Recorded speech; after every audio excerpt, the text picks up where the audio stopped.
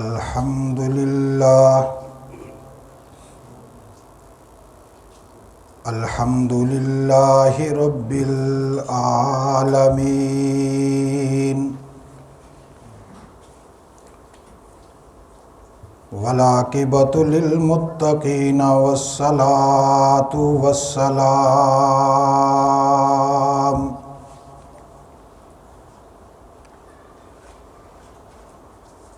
الصلاة والسلام على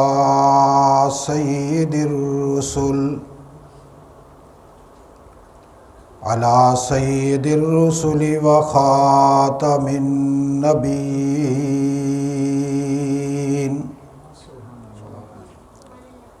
وعلى آله وأصحابه الطيبين الطاهرين لا سيما على الخلفاء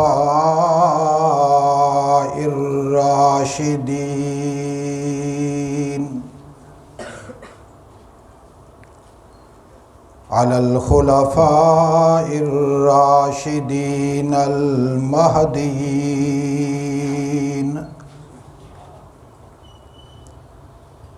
ولعنة الله على أعدائهم وأعداء الإسلام والمسلمين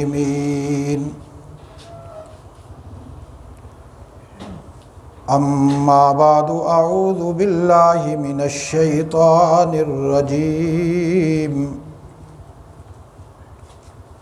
بسم الله الرحمن الرحيم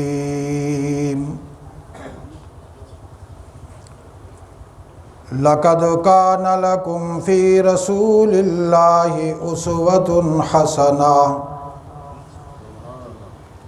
قال الله تبارك وتعالى في مقام آخر ما كان محمد أبا أحد من رجالكم ولكن رسول الله وخاتم النبيين صدق الله العظيم اللهم صل على سيدنا ومولانا محمد وعلى آل سيدنا ومولانا محمد وبارك وسلم وصل علیہ. یہ حضرات تھوڑا آگے آ جائیں، آگے آ جائیں ٹیک والے، اور درود شریف سارے پڑھیں دوبارہ اونچی آواز سے.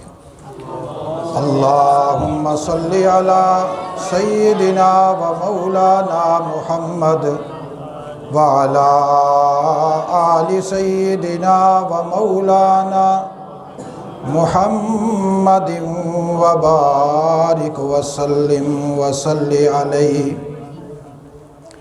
صلاۃ دائما ابدا ابدا علی حبیبک خیر الخلق کلہم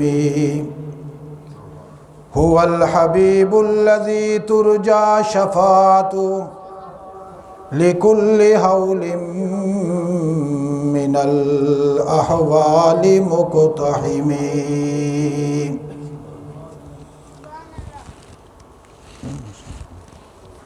انتہائی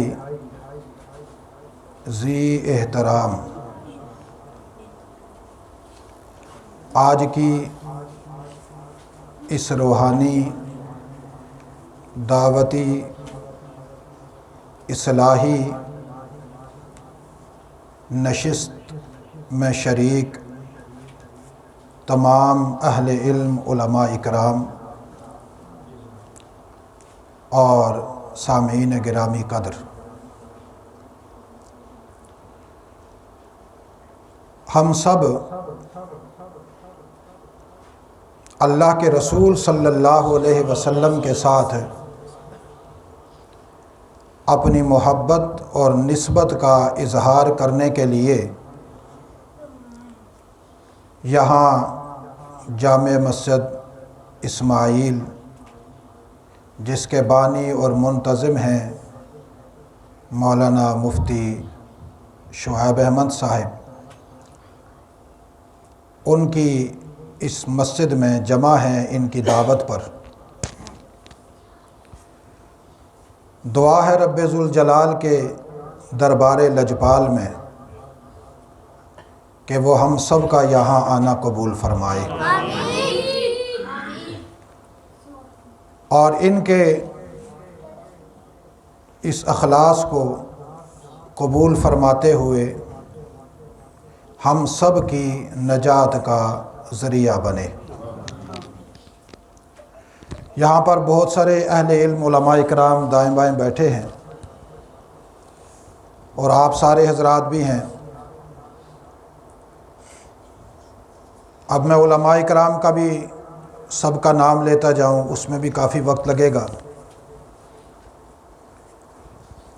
لیکن مختصراً چند باتیں آپ حضرات سے میں عرض کروں گا تاکہ اللہ کے دربار میں بھی حاضری لگ جائے اور رسول اللہ کے ہاں بھی حاضری لگ جائے۔ اللہ کے دربار میں بھی حاضری لگ جائے اور رسول اللہ کے ہاں بھی حاضری لگ جائے، چونکہ جب کوئی رسول اللہ کا چاہنے والا رسول اللہ کی تعریفات بیان کرنے کے لیے، ان کی سیرت اور کردار بیان کرنے کے لیے محفل منعقد کرتا ہے، اللہ اس محفل کو اپنی بارگاہ میں قبول کرنے کے بعد رسول اللہ کو تحفتاً پیش کرتے ہیں کہ میرے حبیب، تیری امت کے فلاں فرد نے تیرے تذکرے کے لیے محفل قائم کی، فلاں فلاں لوگ اس میں شریک ہوئے، محبت کے ساتھ، عقیدت کے ساتھ، الفت کے ساتھ، انوست کے ساتھ جمع ہوئے ہیں، میں نے ان کی حاضری قبول کر کے گلدستے میں پھول سجا کر تیرے ہاں پیش کر دیا، میرے محبوب اس کو دیکھ کر خوش ہو جا۔ اور اللہ کے حبیب صلی اللہ علیہ وسلم برزخی مقامات میں اس تحفے کو قبول فرماتے ہوئے خوش بھی ہوتے ہیں، اور اللہ کے ہاں دعا کرتے ہیں کہ اللہ ان میرے چاہنے والوں کو میری نسبت عطا فرما۔ اس لیے میں نے یہ عرض کیا کہ اللہ کے ہاں بھی حاضری لگ جائے اور رسول اللہ کے ہاں بھی حاضری لگ جائے۔ یہ جو اشتہار چھپا ہے اس میں لکھا ہے سیرت خاتم الانبیاء بسلسلہ میلاد مصطفیٰ صلی اللہ علیہ وسلم۔ یہ جو بسلسلہ میلاد مصطفیٰ ہے، پہلے اس کو سمجھیں، پھر میں سیرت خاتم الانبیاء کے جملے کا ترجمہ کر کے اپنی گفتگو کو مکمل کروں گا۔ یہ جو مہینہ ہے ربیع الاول کا، کون سا مہینہ ہے؟ ربیع الاول کا۔ میں یہ دیکھ رہا ہوں یہ بچے ماشاءاللہ بول رہے ہیں اور بڑے جو ہے وہ خاموش ہیں۔ اب بڑوں کی آواز بچوں سے اونچی ہونی چاہیے، تاکہ یہ بچے ابھی نعت کے ساتھ بھی پڑھ رہے تھے تو میں دل سے دعا کر رہا تھا کہ یا اللہ جس ذوق سے پڑھ رہے ہیں ان کو اپنے نبی کی ختم نبوت کی حفاظت کے لیے قبول فرما۔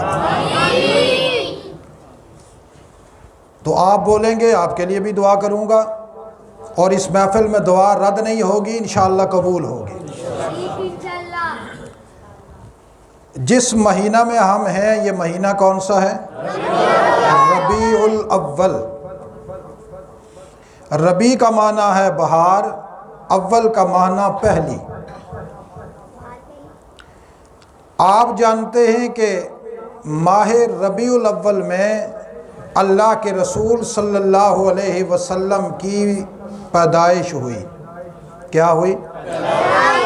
نزول ہوا یا پیدائش ہوئی؟ اونچی آواز سے۔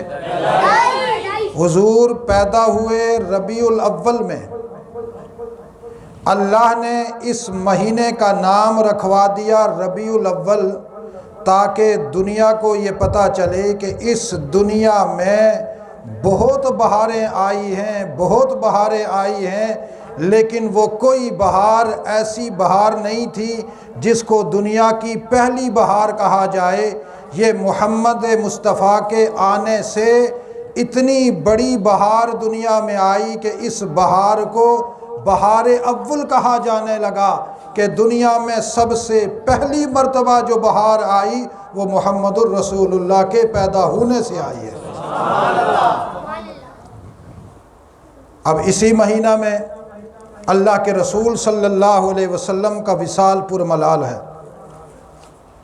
آپ کا انتقال ہے، آپ کی وفات ہے۔ آپ یہ دیکھتے ہیں کہ ماہ ربیع الاول میں ہر مسلمان یہ کوشش کرتا ہے کہ رسول اللہ کا تذکرہ زیادہ سے زیادہ کیا جائے، رسول اللہ کا تذکرہ زیادہ سے زیادہ کیا جائے۔ میری بھی یہ خواہش ہے، آپ کی بھی ہے۔ آپ دیکھتے ہیں گلیاں سج جاتی ہیں، بازار سج جاتے ہیں، دکانیں سج جاتی ہیں، محافل سجتی ہیں، مسجدیں سجتی ہیں، جلسے ہوتے ہیں، جلوس ہوتے ہیں، تقریریں ہوتی ہیں، نعتیں پڑھی جاتی ہیں، کلام پڑھے جاتے ہیں، بہاریں ہوتی ہیں، خوشیاں منائی جا رہی ہوتی ہیں۔ یہ سب کچھ ہو رہا ہوتا ہے، کیوں ہوتا ہے؟ کہ ماہ ربیع الاول میں رسول اللہ پیدا ہوئے۔ کیوں جھنڈی لگا رہے ہو؟ رسول اللہ پیدا ہوئے۔ کیوں آج خوش ہو؟ رسول اللہ پیدا ہوئے۔ یہ جو جھنڈے لگا رہے ہو اور گاڑیوں پر اور گاڑیاں لے کر نکل رہے ہو، کہاں جا رہے ہو؟ رسول اللہ پیدا ہوئے۔ ہر آدمی یہی کہتا ہے، حالانکہ 11 مہینے بیت ہوتے ہیں جس میں اتنا تذکرہ نہیں ہوتا جتنا ماہ ربیع الاول میں ہوتا ہے۔ اب کوئی آدمی یہ کہہ سکتا ہے کہ ماہ ربیع الاول میں اتنا تذکرہ حضور کا کیوں ہوتا ہے؟ دیگر مہینوں میں بھی تو ہونا چاہیے، ہونا چاہیے یا نہیں؟ ہم رسول اللہ کے امتی ہیں، حضور کے غلام ہیں، ہماری پہچان ہے کہ ہم رسول اللہ کے سچے غلام ہیں۔ ہمیں تو سال کے 12 مہینے میں رسول اللہ کا تذکرہ کرنا چاہیے، لیکن ماہ ربیع الاول میں زیادہ کیوں کرتے ہیں؟ ذرا توجہ کیجئے گا، بات اس طرف چلی گئی، میں یہ بھی سمجھا لوں۔ قرآن پاک پورے سال پڑھنا عبادت ہے، قرآن پاک پورا سال پڑھنا عبادت ہے، لیکن جب رمضان کا مہینہ آتا ہے تو ہر کوئی قرآن پڑھتا ہے، زیادہ پڑھتا ہے اور قاری تیاری کرتا ہے۔ میں نے رات کو تراویح میں سنانا ہے، عام آدمی بھی قرآن لے کر وہ پورا سال جو نہیں کھولا ہوتا اس کو صاف ستھرا کر کے گرد و غبار ہٹا کر رمضان آ گیا قرآن کی تلاوت کرنی ہے۔ میاں باقی 11 مہینے بھی تو تھے، اس میں تلاوت نہیں کی۔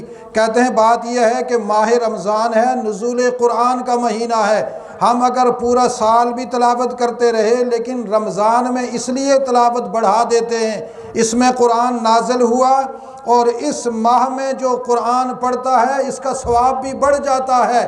پورے 11 مہینوں میں رسول اللہ کا تذکرہ بھی عبادت ہے، لیکن ماہ ربیع الاول میں زیادہ تذکرہ اس لیے ہم کرتے ہیں کہ ماہ ربیع الاول میں رسول اللہ پیدا ہوئے ہیں، اور جس ماہ میں رسول اللہ آئے ہیں اس ماہ میں رسول اللہ کا تذکرہ کرنا زیادہ باعث ثواب ہے، زیادہ باعث ثواب ہے۔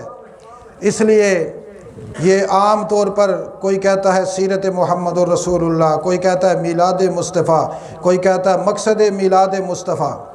اسی حضور کی پیدائش کے تناظر میں عنوان قائم کر کے رسول اللہ کے تذکرے کیے جاتے ہیں، اور ہمارے اشتہار میں لکھا ہے سیرت خاتم الانبیاء۔ کیا لکھا ہے؟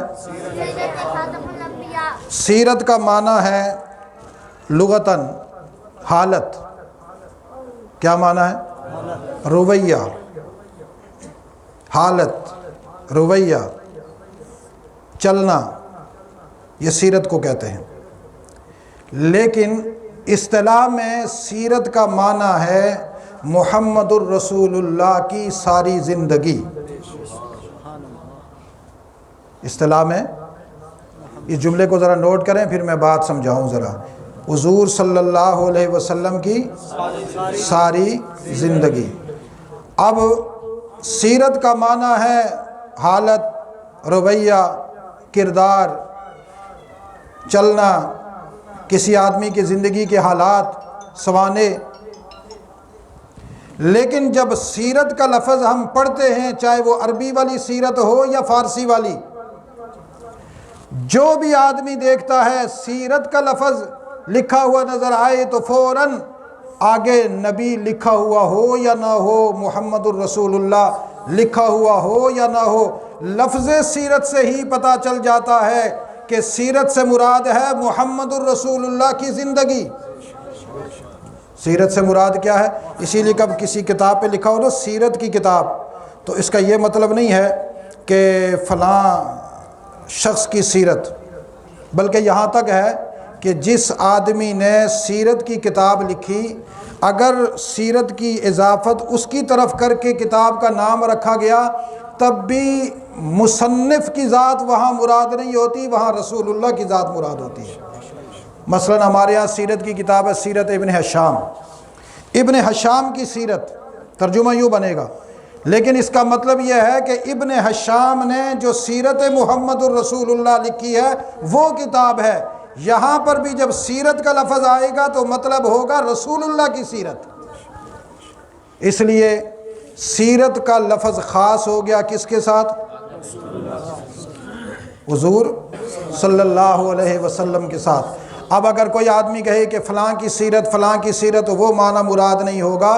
سیرت سے مراد رسول اللہ کی ذات اور آپ کی زندگی کا سارا کردار مراد ہوگا۔ آگے ہے خاتم الانبیاء، خاتم الانبیاء کے خاتم، یہ جملہ غور کرنا ذرا، انبیاء کے، میں تقریر نہیں کر رہا، میں سبق سمجھا رہا ہوں۔ انبیاء کے خاتم، انبیاء جمع نبی کی ہے۔ نبی کہتے ہیں اللہ کا پیغام لے کر مخلوق تک پہنچانے والا، اور خاتم اس کے اندر بڑی تفصیل ہے، میں صرف ایک ترجمہ لے رہا ہوں۔ خاتم کا معنی ہے تکمیل تک پہنچانے والا، تکمیل تک۔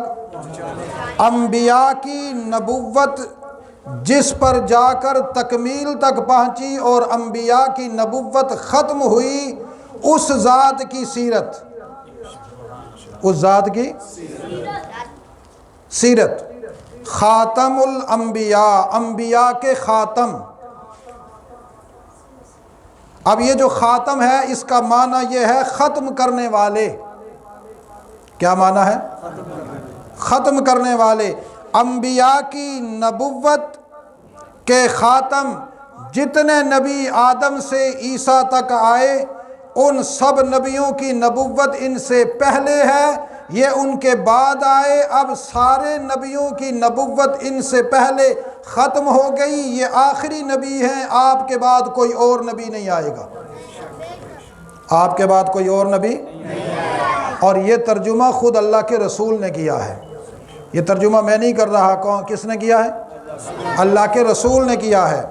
سَيَكُونُ فِي أُمَّتِي ثَلَاثُونَ كَذَّابُونَ، حضور علیہ السلام نے فرمایا سَيَكُونُ فِي أُمَّتِي ثَلَاثُونَ كَذَّابُونَ، میری امت کے لوگوں ذرا توجہ رکھنا، ذرا چشمہ مضبوط پہن کر رکھنا، ہوش باش میں رہنا، ذرا اپنی زندگی میں دائیں بائیں متوجہ رہنا، بگوش ہوش رہنا، دل کے دریچے کھول کر بیٹھنا، اپنی آنکھوں کی ٹو لگا لینا۔ سیکون فی امتی، میں محمد اعلان کر رہا ہوں میری امت میں میرے بعد ثلاثون کذابون، 30 جھوٹے آئیں گے، کلہم یزعم انہ نبی، ان میں سے ہر ایک یہ گمان کرے گا میں نبی ہوں۔ یاد رکھنا میری امت کے لوگوں، وہ ان کا اپنا گمان ہوگا کہ میں نبی ہوں، لیکن میں تمہارے سامنے اعلان کر رہا ہوں انا خاتم النبیین لا نبی بعدی۔ میں محمد اعلان کر رہا ہوں میں سارے نبیوں کا خاتم ہوں، میرے بعد کوئی نبی نہیں آئے گا۔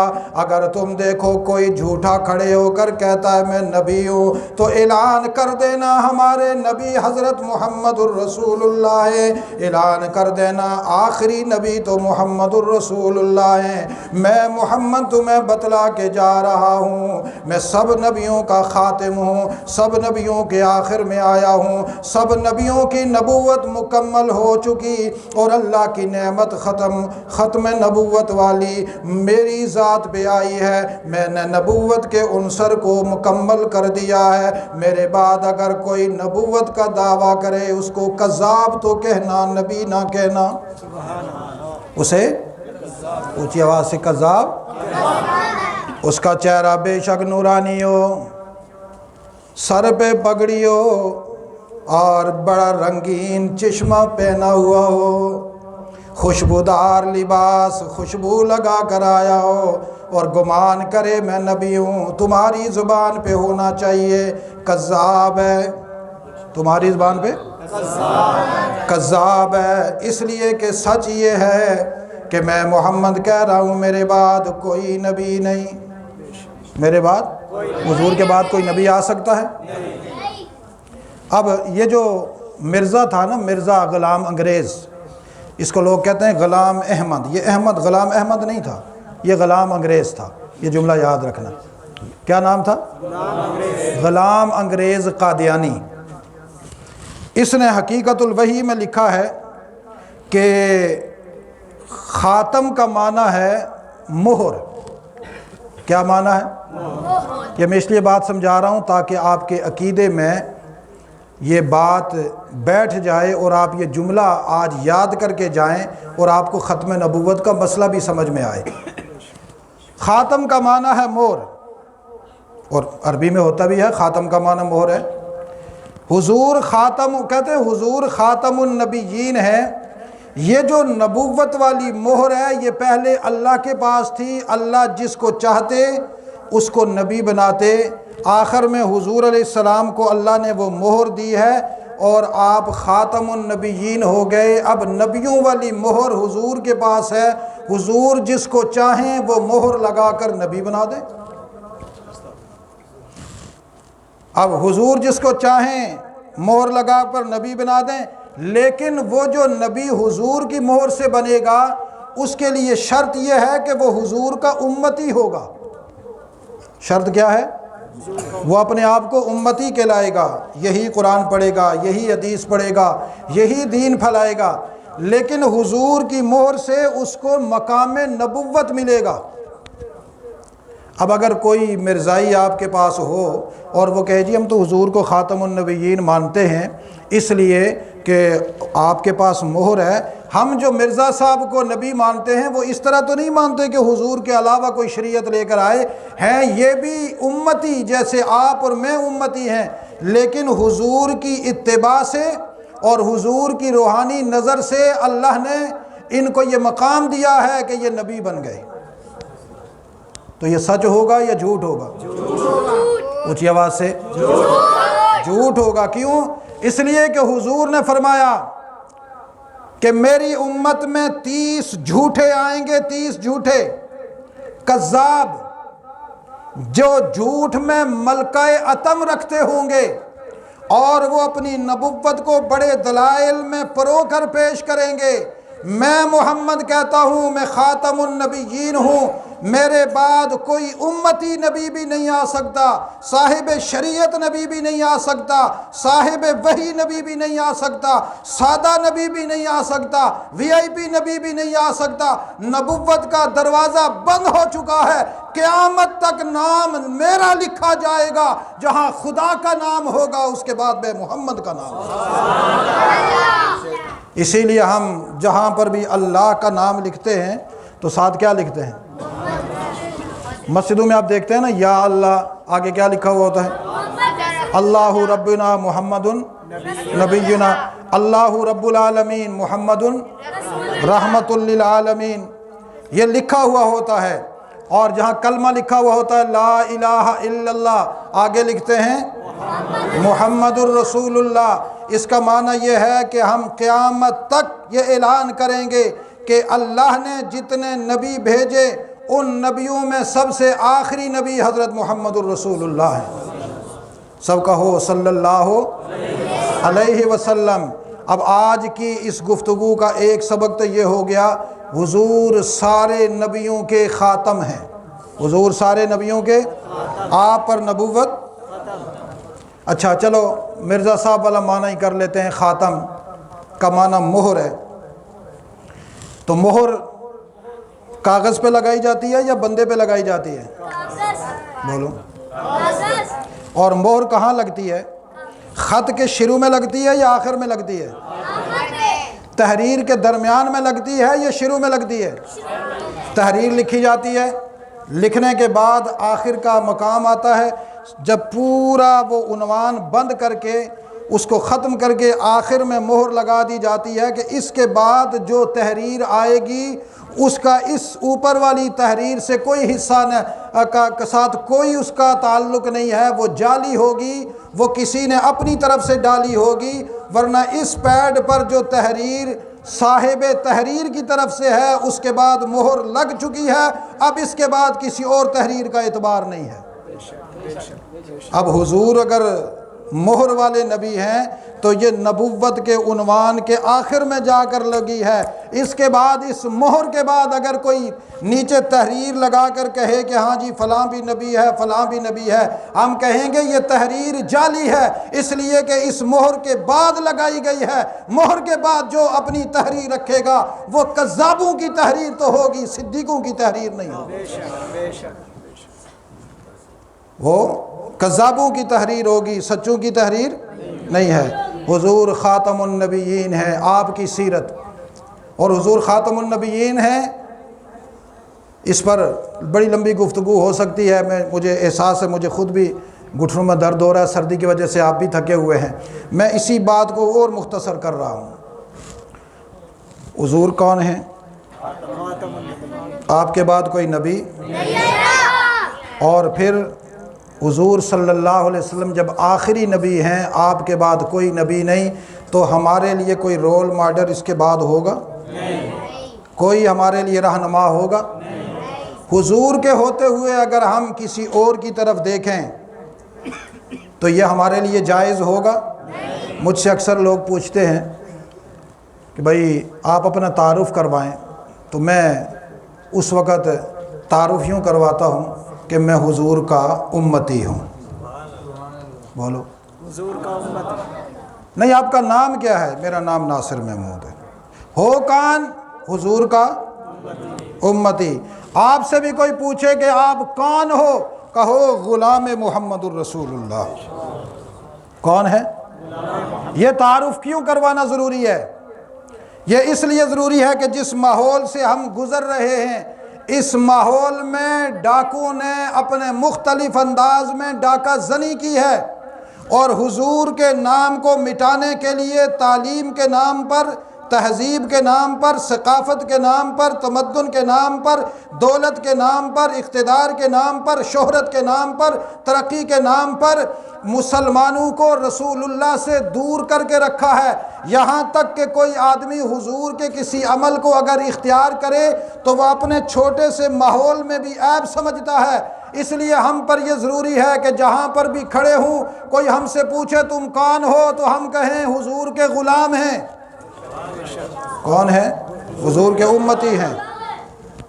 اور صحابہ اکرام بھی ایسے ہی تھے۔ اللہ ہمیں رسول اللہ کا دیدار نصیب فرمائے۔ صحابہ اکرام ہر وقت رسول اللہ صلی اللہ علیہ وسلم کا دیدار کیا کرتے تھے، ہر وقت دیدار دیکھتے تھے، چہرے پر ایسے نظر باندھ کر دیکھتے رہتے تھے۔ اور ایک دن دیکھا نا سیدنا ابو بکر صدیق نے، صدیق اکبر کا دیکھنا بھی تو بھی دیکھنا ہے نا، آنکھ ہو صدیق کی، چہرہ ہو محمد الرسول اللہ۔ اللہ سے عرض کی، اللہ اس محبوب کا یار تو بنا دیا ہے، جی چاہتا ہے کہ میں ان کے چہرے کو دیکھتا رہوں، کوئی بندوبست تو کر دینا۔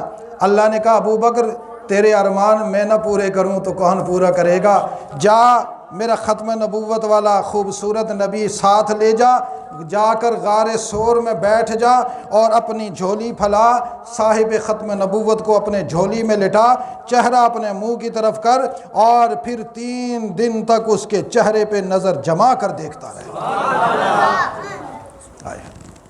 تو پھر صدیق نے دیکھا، دیکھنے کے بعد فرمایا لم یخلق الرحمن مثل محمد،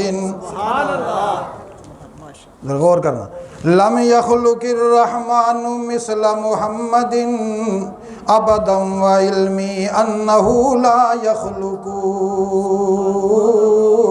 یا رسول اللہ صلی اللہ علیہ وسلم، میں آپ کا چہرہ اقدس دیکھتا ہوں، آپ کے چہرے کو میں بار بار دیکھتا ہوں، میں اپنی محبت والی نگاہوں سے دیکھتا ہوں، ایمان والی نگاہوں سے دیکھتا ہوں، پیار والی نگاہوں سے دیکھتا ہوں، عشق والی نگاہوں سے دیکھتا ہوں۔ یا رسول اللہ جی چاہتا دیکھتا ہی رہوں۔ دیکھتے دیکھتے میں نے کہا میں ذرا فیصلہ تو کروں نا، میرے محبوب کا چہرہ کیسا ہے، میں کوئی نتیجہ تو پیش کروں۔ میں نتیجہ پیش کرنے لگا ہوں، لم یخلق الرحمن مثل محمد۔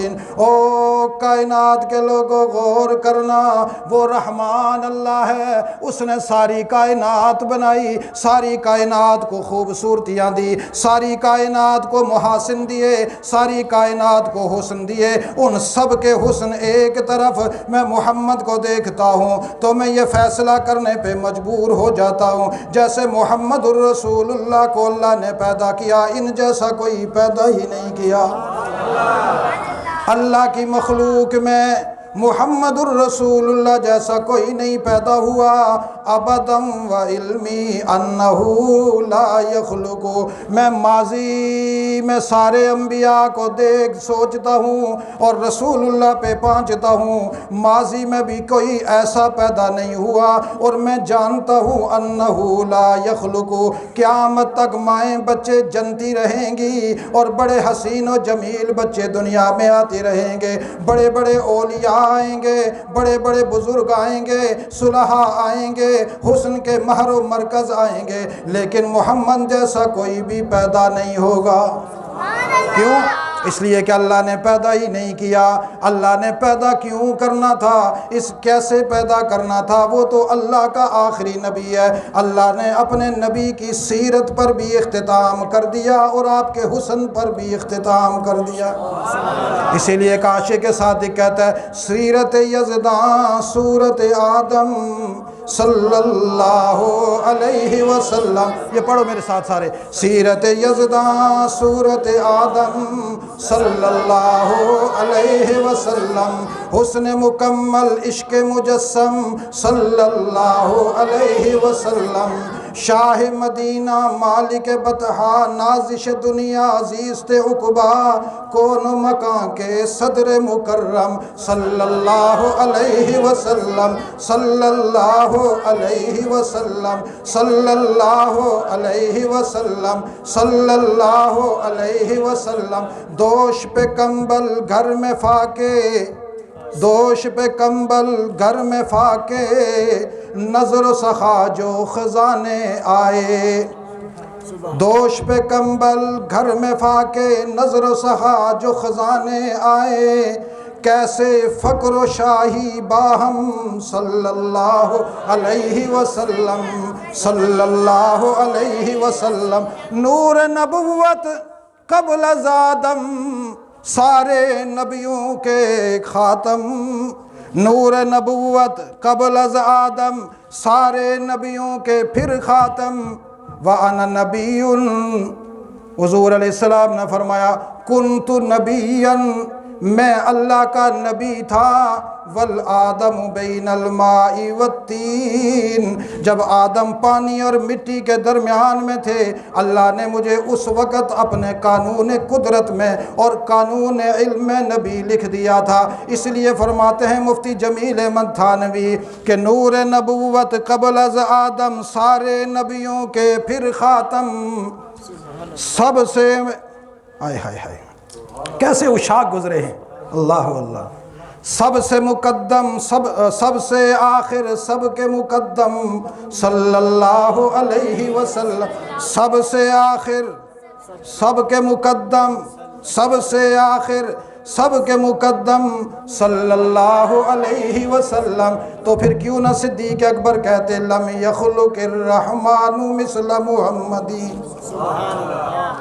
یہ جو میں نے اشعار پڑھے ان کا ترجمہ سمجھ میں آیا؟ کون سے؟ سیرت یزداں، صورت آدم، محمد کا چہرہ دیکھو تو انسان نظر آتا ہے، کردار دیکھو تو خدا کی صفات نظر آتی ہیں۔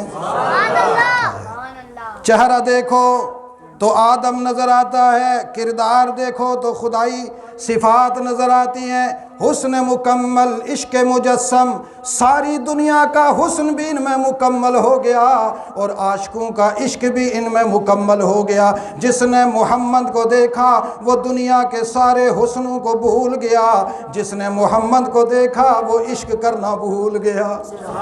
وہ عشق اس نے کیا تو رسول اللہ سے کیا، حسن مانا تو رسول اللہ کا مانا، اور پھر مالک شاہ مدینہ، مالک بطحہ، بطحہ کا مالک، شاہ مدینہ، مدینہ کا بادشاہ، نازش دنیا، عزیز عقبہ، دنیا کا ناز اور فخر محمد الرسول اللہ، اور کل عقبہ کی زندگی ہے محمد الرسول اللہ۔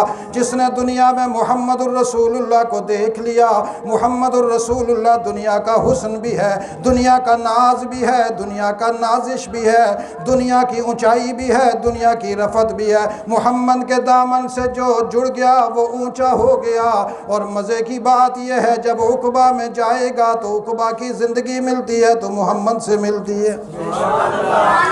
اسی لیے کہا کون و مکان کے صدر مکرم صلی اللہ علیہ وسلم، کون و مکان، یہ جتنی بھی جہان ہے، یہ کل کائنات ہے، اس کل کائنات میں اللہ نے جس کو صدر مکرم بنا کر بھیجا وہ جناب محمد الرسول اللہ ہیں۔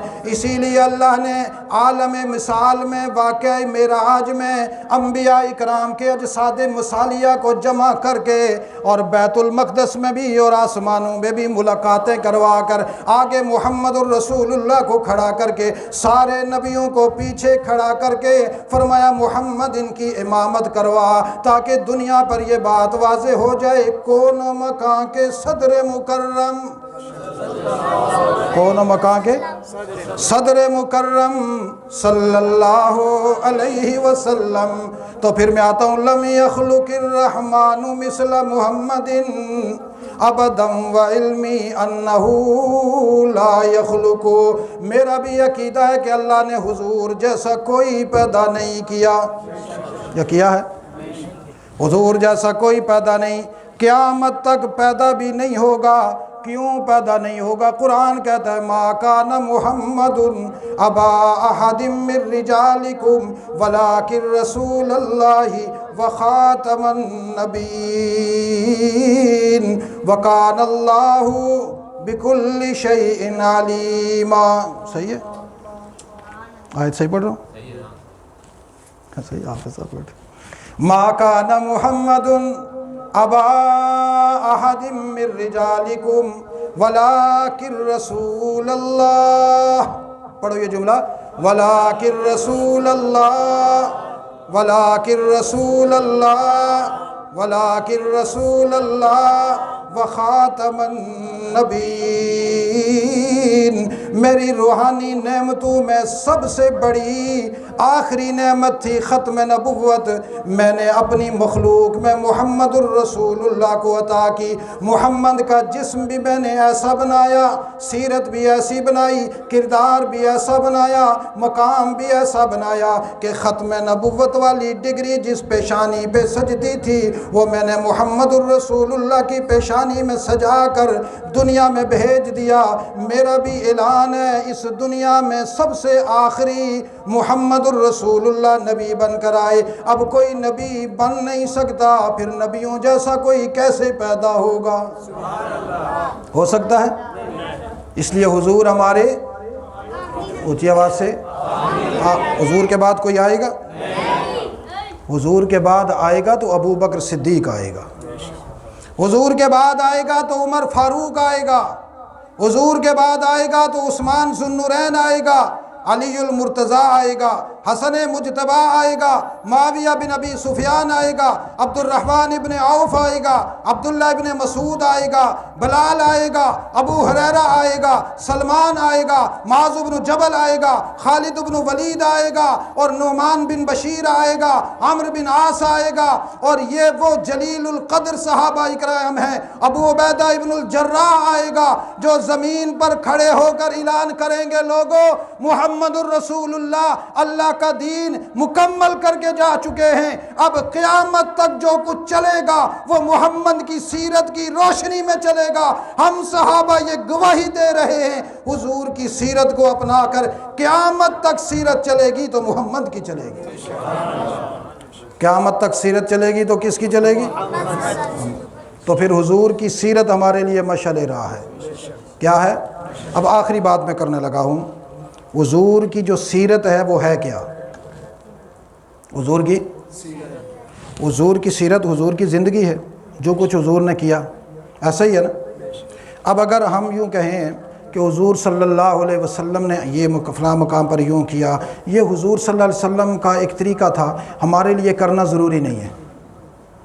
مثال کے طور پر مسجد میں داخل ہوتے ہیں تو سب سے پہلے کون سا پاؤں داخل کرتے ہیں؟ جی دایاں یا بایاں؟ Right left? رائٹ زیادہ سمجھ میں آئے گا دایاں سے۔ وہ میں گاڑی ڈرائیور چلا رہا تھا، میں نے اس کو کہا بھائی دائیں موڑ، وہ ادھر مڑ گیا، میں نے کہا بھائی دائیں موڑ، پھر اس نے اور زور لگا، میں نے کہا رائٹ، فوراً یوں موڑا، تو میں نے کہا چونکہ ساری دنیا رائٹ والی ہے اس کو دانے کا معنی ہی نہیں آتا۔ تو اب دیکھنا ذرا، اب حضور مسجد میں داخل ہوئے تو پہلا پاؤں کون سا داخل کیا؟ ایک آدمی کہے جی وہ حضور تھے، حضور نے کیا تو کیا ہوا، ہم جو مرضی جیسے مرضی داخل ہوں، دایاں داخل کریں بایاں داخل کریں، ہمارے لیے یہ نہیں ہے۔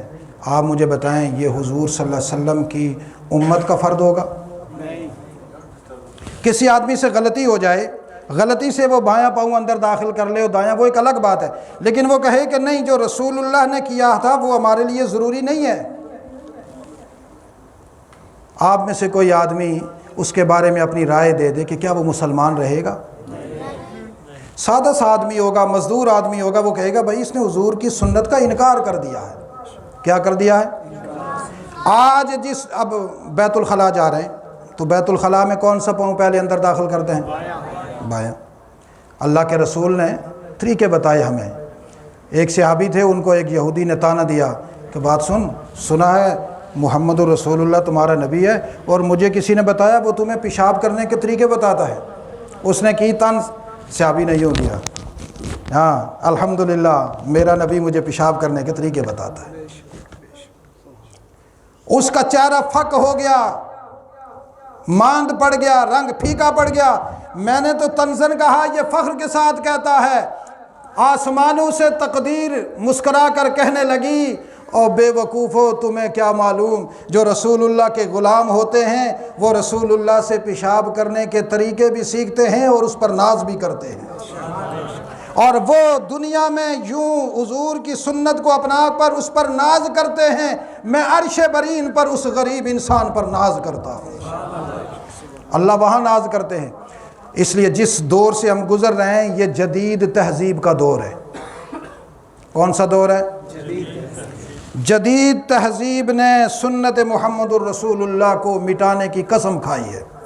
اس نے طاغوت کو اپنا معبود بنا کر قسم کھائی ہے کہ ہم جدید تہذیب سے رسول اللہ کی سنت کو مٹائیں گے، اور میرا بھولا بالا مسلمان نوجوان سنت کو مٹاتا جا رہا ہے، حضور کی سنت کو کمزور قرار دیتا جا رہا ہے، جس کے نتیجے میں اگر پوچھو تو بتلاتا ہے میں مسلمان ہوں، لیکن عمل سے دیکھو تو کہیں بھی سیرت محمد رسول اللہ کی نظر نہیں آتی۔ ہماری ذمہ داری ہے کہ ہم جدید تہذیب کے مقابلے میں سنت محمد الرسول اللہ سے جنگ کریں۔ ہمارا ہتھیار سنت ہونا چاہیے۔ جدید تہذیب کو شکست فاش دے کر اپنے گھروں میں رسول اللہ کے کردار کو زندہ کریں۔ ہونا چاہیے یا نہیں ہونا چاہیے؟ اپنے وجود میں ہونا تو یوں چاہیے امتی اتنی شانوں والا ہو کہ کوئی پوچھے نا تمہارے نبی کون تھے، کیسے تھے، اس کو آدمی کہے مجھے دیکھ لو، یہ جو میرے جسم میں جو کچھ ہے میرے نبی کا ہے۔ جیسے صحابہ اکرام تھے، صحابہ اکرام چاہتے تھے جب اسلام کی دعوت دیتے ہوئے، جہاد کرتے ہوئے، اور کہتے تھے اسلم، اسلام لے آؤ، پوچھتے تھے کون سا اسلام، کیسے بن جائے؟ صحابہ اکرام کہتے تھے غور سے ہماری طرف دیکھو، ہماری طرح ہو جاؤ۔ کیا کہتے تھے؟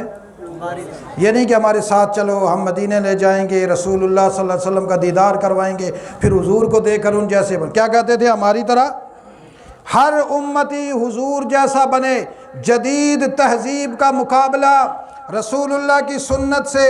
اور یہ بات بھی یاد رکھنا، دجال نے اپنا ماحول اتنا مضبوط انداز میں پھیلا لیا ہے کہ اب رسول اللہ صلی اللہ علیہ وسلم سے امت کو کاٹنے میں کامیاب ہو چکا ہے، اور رسول اللہ سے وہی وابستہ ہوگا جو یہ قسم کھائے گا کہ ہم رسول اللہ کی سنت کو، آپ کے دین کو اپنی زندگی سے نہیں جانے دیں گے، جان جاتی ہے تو چلی جائے۔ آج کی نشست کا خلاصہ بھی یہی ہے کہ خاتم الانبیاء صلی اللہ علیہ وسلم کی سیرت کو ہم اپنا کر دنیا کو یہ بتلائیں کہ رسول اللہ صلی اللہ علیہ وسلم کا کردار یہ تھا۔ اس دنیا میں اگر کردار چلے گا تو رسول اللہ کا چلے گا، اگر رسول اللہ کا کردار نہیں چلتا تو پھر کسی اور کا بھی چلنے نہیں دیا جائے گا۔ اللہ ہمیں عمل کی توفیق نصیب فرمائے۔